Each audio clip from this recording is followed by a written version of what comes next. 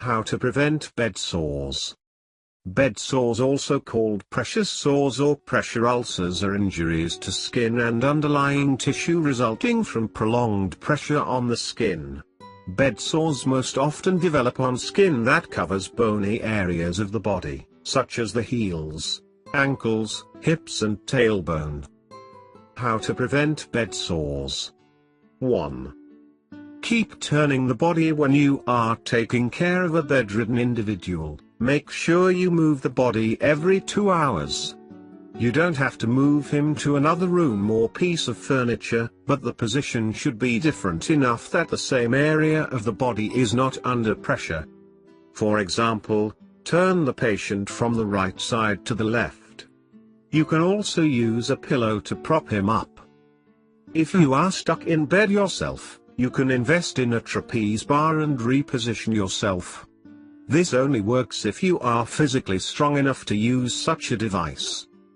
If the patient has certain kinds of injuries, such as those to the spinal cord, make sure he is moved in such a way as to not cause more injury. 2. Cut down on shear. One way that bed sores develop is through pressure on the skin due to sliding. The patient may lose traction when she is elevated, which causes the bedding and the skin to move in opposite directions. For example, the skin of the tailbone may stay in place while the body slides down the bed. The pressure on the skin can cause bed sores over time. When lying down, make sure the bed is not elevated more than 30 degrees as to avoid sliding and friction. If the patient can sit all the way up, this will more than likely not occur. 3. Buy a special mattress. There are special mattresses on the market that can reduce the amount of pressure put on the body.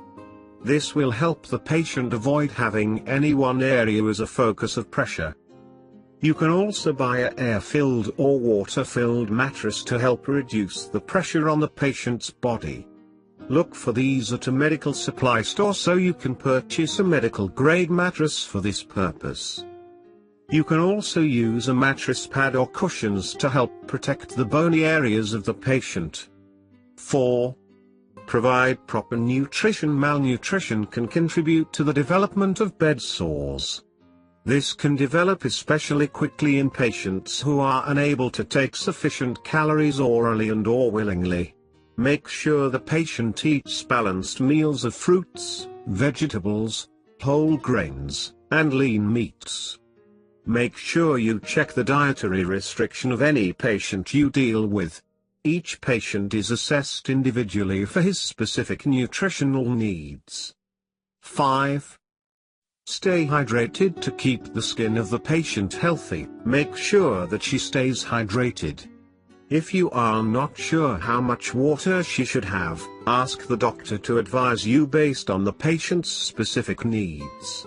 Different illnesses and conditions require different hydration needs. You can also use juice to stay hydrated and keep up nutrition as well. 6. Identify early signs of bed sores. Bed sores happen over a period of time. Early signs can include non-blanching erythema or a purple or maroon localized area of discolored. Intact skin, which may be painful, firm, mushy, boggy, or a different temperature than adjacent tissue. This indicates early stage of tissue damage or probable wound formation.